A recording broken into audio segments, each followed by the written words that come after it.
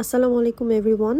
আমরা মেয়েরা যখন কোনো ট্যুরে যাই আমাদের ফার্স্ট অ্যাট্রাকশন থাকেই হচ্ছে শপিং। কাশ্মীর ট্রিপের জন্য আমরা যখন ইন্ডিয়া গিয়েছিলাম তখন আমার একটাই রিকোয়েস্ট ছিল মাহাদির কাছে যে কাশ্মীর থেকে ফেরার পথে আমাকে অ্যাটলিস্ট 3 দিনের সময় দিতে হবে যাতে আমি একটু শপিং করতে পারি। অলরেডি তো আপনারা দেখেছেন দিল্লি দর্শনের ভিডিওটা, আর আজকে আপনাদেরকে আমরা দেখাবো আমরা কোথায় কোথায় শপিং করেছি সেইটার ব্লগ। আমি এই ভিডিওটা বেশি বড় করব না, আমি জাস্ট আপনাদেরকে বলতে চাই যে দিল্লিতে অনেক জায়গায় আছে শপিংয়ের জন্য, কিন্তু আপনাকে সিলেক্ট করতে হবে যে আপনারা কোথা থেকে প্রেফার করেন শপিং করার। আমরা এখন যেখানে যাচ্ছি সেটার নাম হচ্ছে লাজপাত নগর। দিল্লিতে আমরা যে কদিনই ছিলাম আমি মোট 2বার গিয়েছিলাম লাজপাত নগরে। ফার্স্ট যেদিন গিয়েছিলাম সেদিন অ্যাকচুয়ালি অনেক দেরিতে গিয়েছিলাম, লাইক 11টা-12টার দিকে। তখন গিয়ে মোটামুটি দোকান সব খোলা পেয়েছিলাম, কিন্তু দিল্লি থেকে চলে আসবো যেদিন তার আগের দিন আমরা লিটারেলি সকাল 9টা বা 9:30টার দিকে চলে গিয়েছিলাম। সো এজন্য অনেক দোকানই আপনারা দেখতে পাচ্ছেন এখানে যে মাত্র তারা স্টার্ট করতেছে, দোকানপাটগুলো খুলতেছে। লাজপত নগরে আমাদের যাওয়ার রিজনই ছিল হচ্ছে আমরা যেন ফ্যামিলির জন্য কিছু কেনাকাটা করতে পারি। আমি বেসিক্যালি আমার ফ্যামিলি লাইক আমার শ্বশুর শাশুড়ি এবং আমার আম্মু আব্বু তাদের জন্য আমি এখান থেকে বেশ কিছু জিনিস কিনি।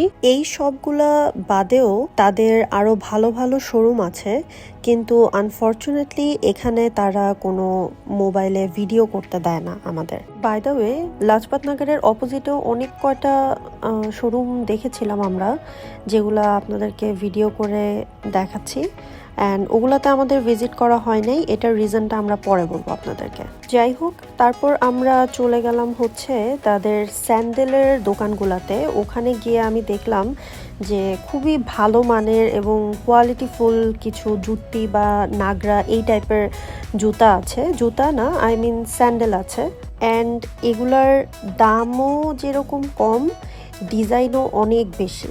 ডিজাইনে ভ্যারাইটি থাকার কারণে আমি জাস্ট আমার জন্যই 5 থেকে 6 জোড়া কিনে এনেছিলাম।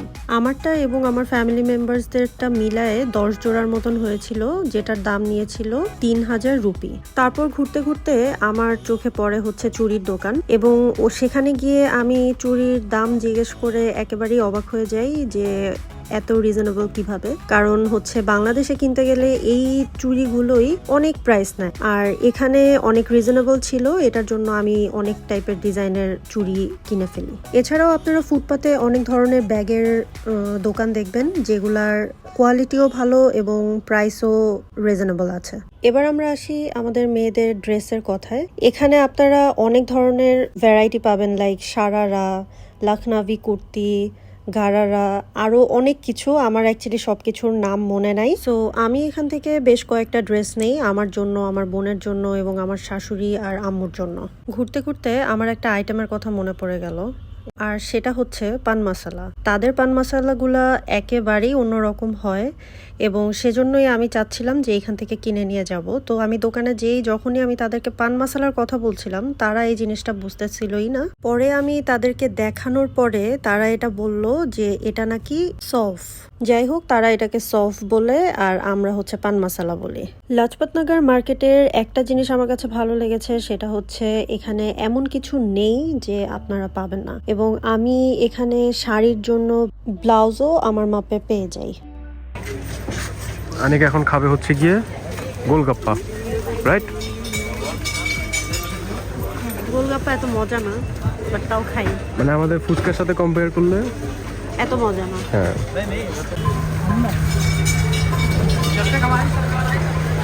খাও।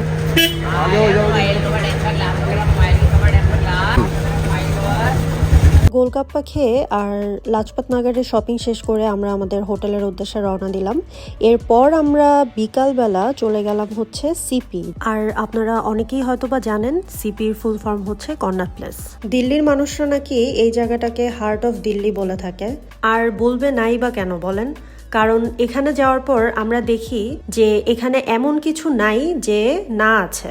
বিভিন্ন কুইজিনের রেস্টুরেন্ট আছে, স্ট্রিট ফুড, ব্র্যান্ডের showroom, cinema hall, night club, bar, even অফিসও আছে। দিনের শেষে সবাই যখন অফিস শেষ করে ওখানে আড্ডা দিতে বসে, ওখানের ভাইবটাই অন্যরকম থাকে। অনেস্টলি বলতে এই জায়গাটা অনেক হ্যাপেনিং, আর এতটাই ভালো লেগেছে আমাদের কাছে যে আমরা দিল্লিতে থাকা অবস্থায় ডেইলি ওখানে গিয়েছি। যাই হোক, যেহেতু শীতকাল ছিল তো আমরা আমাদের বাবাদের জন্য এখান থেকে সোয়েটার কিনলাম। লাজপাত নগরে অনেস্টলি বলতে মেয়েদের জন্য অনেক কিছুই কেনাকাটা করা যায়, কিন্তু ছেলেদের জন্য অপশনস খুবই কম। কিন্তু এখানে আসলে আপনারা ছেলেদের জন্য অপশনস অনেক বেশি পাবেন। এখানে বলতে গেলে মেয়ে ছেলে সবার জন্যই অপশনস অনেক বেশি, জন্যই আমাদের কাছে এই জায়গাটা ভালো লাগে। সবার জন্য কেনাকাটা শেষ করে লাস্টে আসে হচ্ছে মাহাদির কেনাকাটা নিয়ে। বেচারা অনেক কিছু খুঁজছিল কিন্তু কিছুই ওরকম মন মতন পাচ্ছিল না। পরে লাস্টে সে ইউএস পোলোতে যে দুটা শার্ট পছন্দ করে, সেখান থেকে সে শার্টগুলো কিনে।